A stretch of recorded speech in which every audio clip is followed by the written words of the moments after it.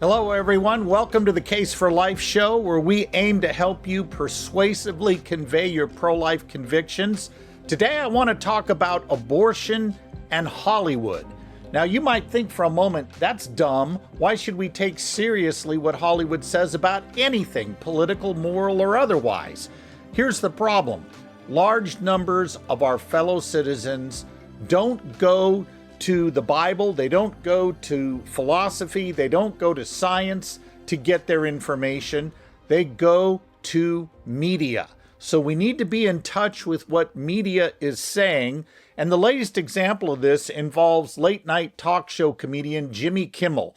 Now here he is sporting a shirt that says, "Girls just want to have fundamental rights."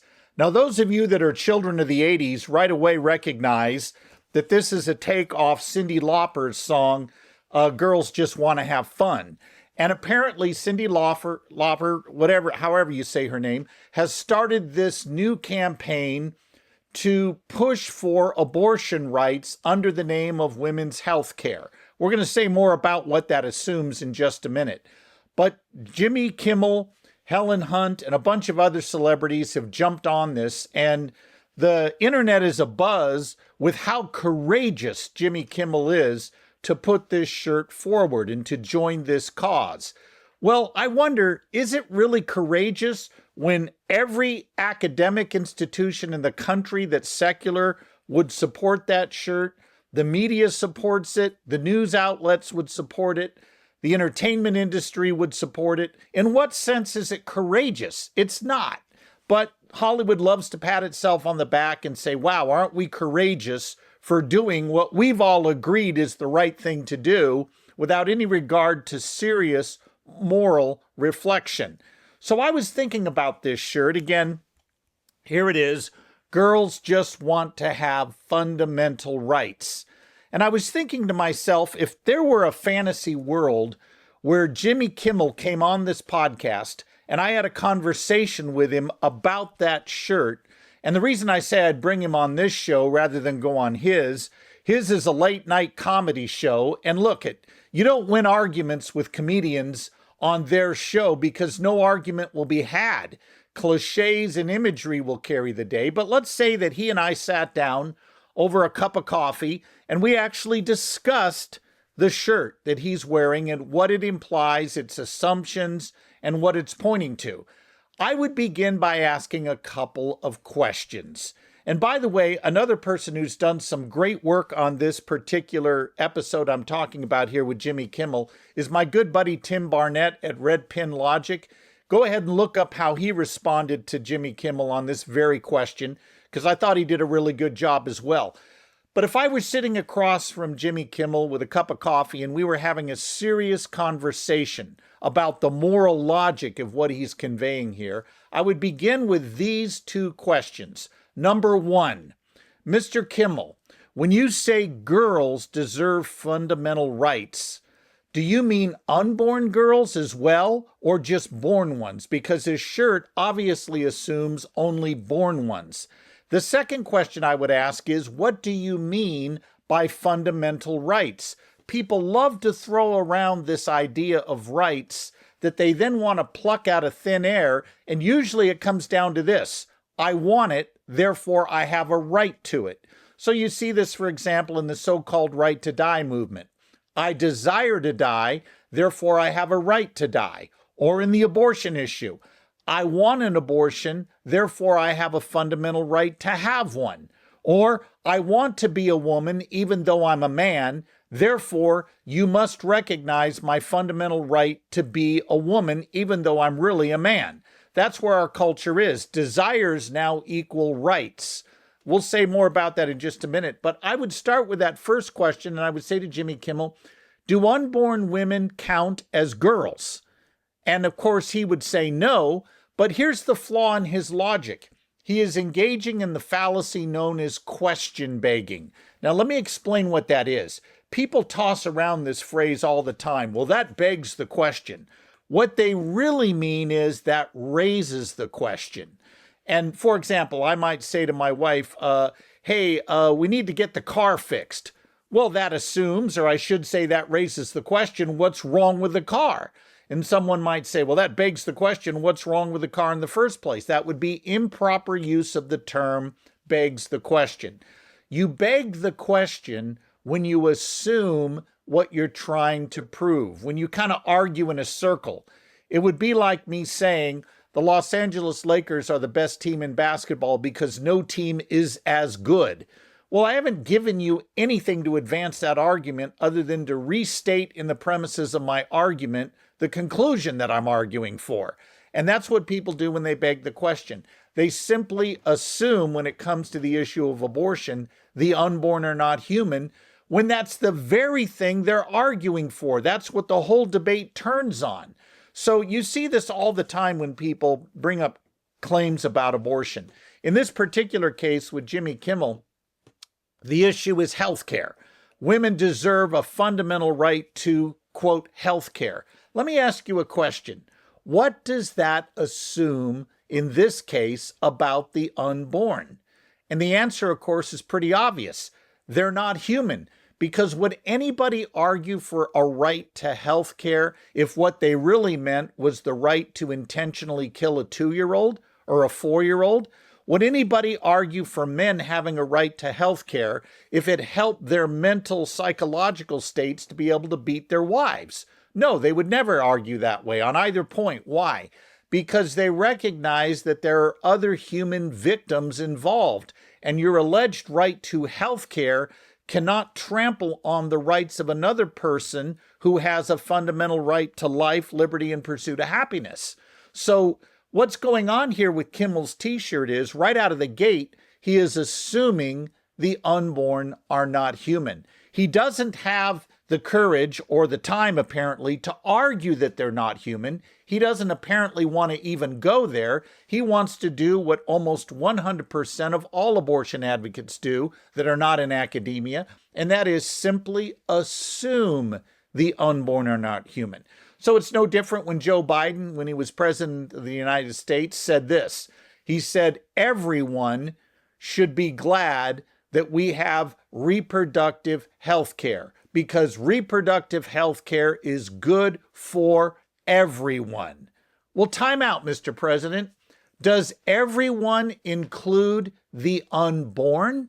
Are they included in society? Is reproductive health care, meaning abortion, good for them? The obvious answer is only if you assume the unborn aren't human does that argument carry any force at all. Because otherwise you're saying that reproductive health care is good even though it intentionally kills another human being. Well, no one wants to make that argument, right? So the way around it is to simply assume the unborn aren't human. And we've talked about this before, but here are just some more examples of ways people assume the unborn aren't human.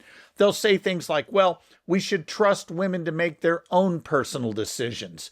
Again, would anybody argue that way if we were talking about killing toddlers? You'll hear people say, well, abortion's good for society because it reduces crime. We end up with fewer unwanted kids. That lowers the crime rate, and that's good for society. Question, are the unborn part of society? It doesn't work to argue that abortion is good for society when you don't answer the question of who is part of that society in the first place. And instead, what they do is they simply assume the unborn aren't human. Or they'll say this, abortion is good because we shouldn't be forcing our moral views on others. Does anybody argue that way if we're talking about sex trafficking or about child abuse or spousal abuse? No, they only argue that way with abortion because they assume the unborn aren't human. And the first thing you need to do whenever you come across t-shirts like this, or you come across people that are making, cliched statements about abortion, is ask yourself, what does their claim assume about the unborn? And you might even ask it this way. It's a helpful way to think of it. Would their particular claim justify killing a toddler? If the answer is no, you know they're assuming the unborn are not human. And one way you can deal with this is to use a tactic we call trot out the toddler. And that is very graciously, don't be snarky, but very directly, hold your hand out about knee-high and simply ask the critic who has made this claim, would your argument be a good one for killing this 2-year-old? Pretend I have a 2-year-old here, and his parents want us to trust them to exercise their right to health care in the privacy of their bedroom by roughing him up. Would we go along with that? Well, your critic's going to say no, and you should respond with 2 words, why not? Well, because he's a human being. You then respond with 1 word, ah. If the unborn are human like that toddler, should they be killed in the name of healthcare or trusting women or privacy or any other thing you bring up any more than we'd kill a 2-year-old for that reason? And they will say, well, that's different. The unborn aren't human, the toddler is. Ah, okay, maybe you're right.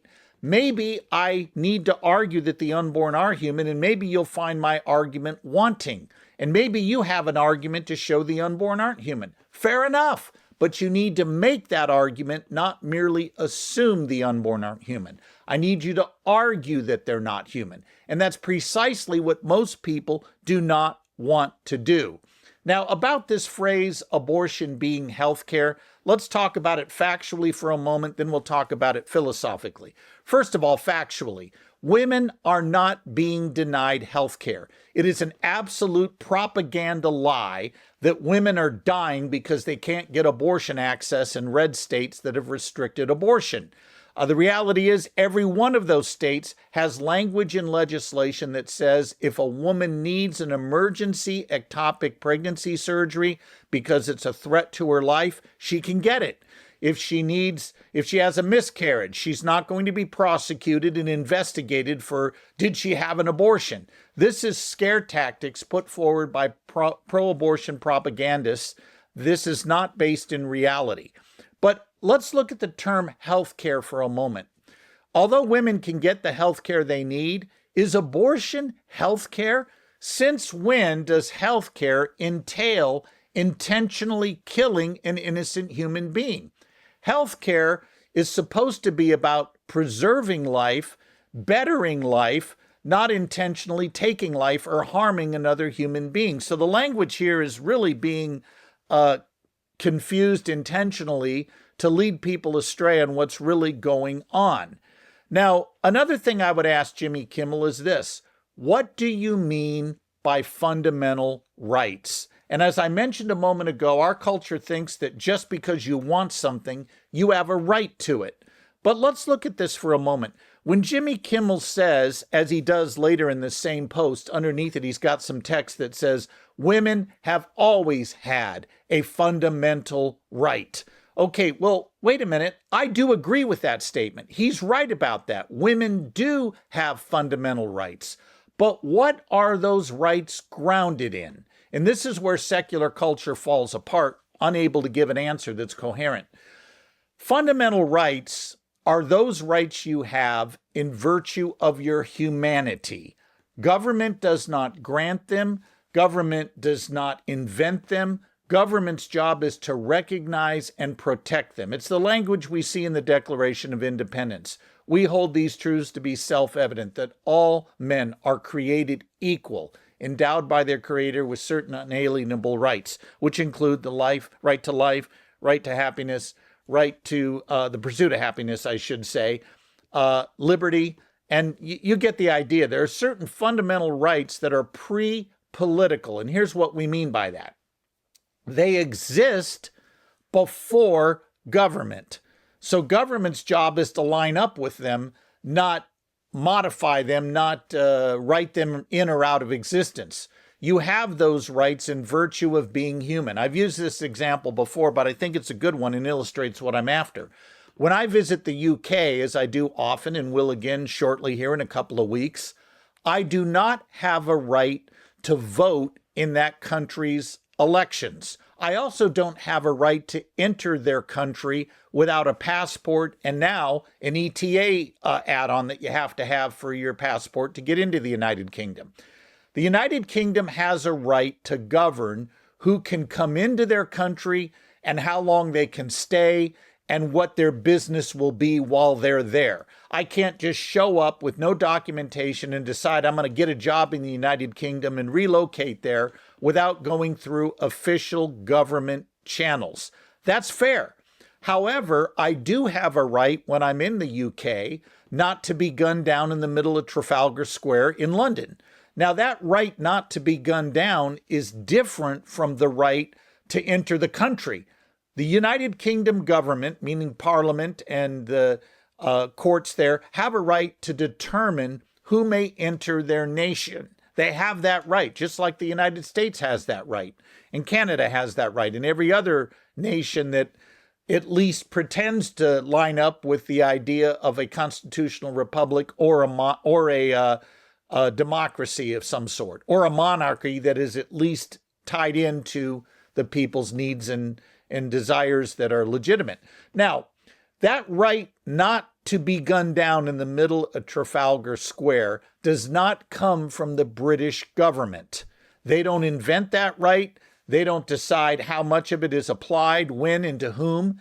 That is a right all human beings have, whether you're a citizen of the United Kingdom or not.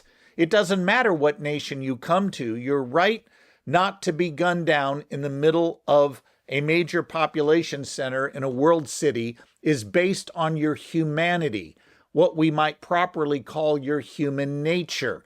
It flows from your human nature. It's not a government-granted right. So when people speak of women having a fundamental right to an abortion, the first question I love to ask is, where did that right come from? Now, here's what they say 100% of the time. Well, the Supreme Court granted that right to an abortion in Roe v. Wade. All right. The same government or court that grants a right to an abortion can do what? Take it away. And so why are you complaining that the Dobbs decision took away an alleged right to an abortion when the only authority you can ground that right to an abortion in is that of the courts? If you really think the courts are the highest authority and there's nothing beyond that, you need to shut up, because you got what you wanted. The courts decreed a right to an abortion, then they decreed there wasn't one. Who are you to complain? If courts are the final say, shut up and go along with it. But they don't. They say, no, women have a fundamental right to an abortion. Okay, where does that come from? And the only answer that makes any sense at all is a transcendent source, which is exactly why our founders grounded these fundamental rights in the concept of a transcendent creator. That's exactly the language of the Declaration of Independence. Well, when you look further at this and you think about natural rights, when did your natural rights begin? And the answer is the moment you began. Now, to answer the question, when did you begin, Mr. Kimmel, we don't go to religion, we don't go to catechism, we don't go to philosophy, we go to the science of embryology, because the question is empirical. When did you begin, Mr. Kimmel? You began at the moment of fertilization. And embryology textbooks worldwide affirm this. That's when you began. So when did your natural rights begin? Well, they began at that point. And so now the question is this: if all women have a right, or girls, as it says here in this particular t-shirt, if all girls have fundamental rights, I agree with that, by the way, when did girls begin to get those fundamental rights? And the answer is in the womb, because their natural or fundamental rights begin when they begin. And to answer the question when they begin, we look at the science of embryology, which clearly states that from the earliest stages of development, from the one-cell stage, Jimmy Kimmel and women elsewhere, not him being women, but women as well as men, their fundamental rights begin when they begin. And that is the moment of fertilization. So this is where I think that Mr. Kimmel goes off the rails. This has become quite a story on the internet. It's gone viral. And I don't think he's courageous, and I don't think he's being very clear in his thinking either. So you can take a look at that online. Again, you may want to see my buddy Tim Barnett. His Red Pin Logic site has dealt with this as well, and he raises some of the points I raise and a couple of others. Take a look at what Tim has to say. We're going to take a break. And when we come back, I want to talk about something that happened on Church at church Sunday that was a celebration, but it also raised some concerns for me. I'll tell you what those were when we come back from the break. Hello, friends. You may not have time to read a full-length treatment of abortion like I've done in this book, The Case for Life, the second edition, but you may have time to take what amounts to 7 sessions, a week's worth of study if you want to do it day by day, to learn how to defend your pro-life views persuasively. We have a basic course that will help you do just that. You will learn how to make a formal case for the pro-life position. You will learn how to defend it with science and philosophy. Even with non-Christians, you can make a case for the pro-life view. Then we'll teach you how to handle objections, how to recognize the 5 bad ways people argue about abortion, and how they often bring up things that are beside the point. You'll learn to keep the main thing, so that you're in charge instead of feeling like you're in the hot seat whenever the issue of abortion comes up. Visit the website for details. Hello, friends. Welcome back. Hey, I want to remind you that if you want to know how to answer people like Jimmy Kimmel and others, I would encourage you to, again, take a look at our Case for Life course. We really are calling it Pro-Life 101 for this reason. It's aimed at helping you, the layperson, defend what you believe and recognize the common fallacies. Imagine that you could immediately see through the assumptions that someone like a Jimmy Kimmel was making. Or you could see right through a celebrity who was arguing for abortion while they're assuming the whole time the unborn aren't human. And you could sit there and go, aha, I know what they're doing. And you would be able to explain to somebody what they're doing. That's what we want to equip you to do. So I hope you'll take advantage of our Pro-Life 101 course. I mentioned before the break that there was something that happened at church on Sunday that was both a celebration, but it caused some concern for me. I don't know how it is in your church, but at our church, which, by the way, I attend a great church. Our pastor does a great job. I think our church preaches the Word of God. It's committed to biblical truth. It's doctrinally sound. We do something every year right around this time in early May that is called Senior Sunday, and it's not for old people like me. Rather, what it is it's honoring the seniors who graduate high school. And they all parade up in their gowns and caps, and the church embraces them, gives them a gift. And by the way, I'm all for that. I think that's good. But it was interesting this last Sunday, which is typical of every Sunday I've seen this happen for the last 21 years that we've been at the church. There were roughly, I'm going to say, 12 to 14 graduates, and all but 2 of them were going to college. Here's what was interesting to me. Every single one of those going off to college was going to a secular state university. Now, I'm not trying to suggest that's inherently sinful, but I think it is something that parents need to think about more carefully. And that is this: what is going to happen to my kid in terms of their worldview when they go off to college? So I'm going to let you in on something I'm going to do. I'm going to be sending an email to both my senior pastor and the youth pastor at our church, both of whom do a terrific job. And these are men that are committed to making sure our kids understand the gospel, that they are converted, that they walk with Jesus, all good stuff. But I'm going to send them an email that says this: I rejoiced at seeing our seniors get honored on Sunday and wonder if there's something we can do to prepare them for the challenges of the next 4 years while they're away at school. Because here's something I have seen at church. There have been cases at our church, which again is a very good church, where students have left our church after graduating. They've gone off to universities far and wide, from the University of Georgia to the University of California, Berkeley. They've gone all over the place.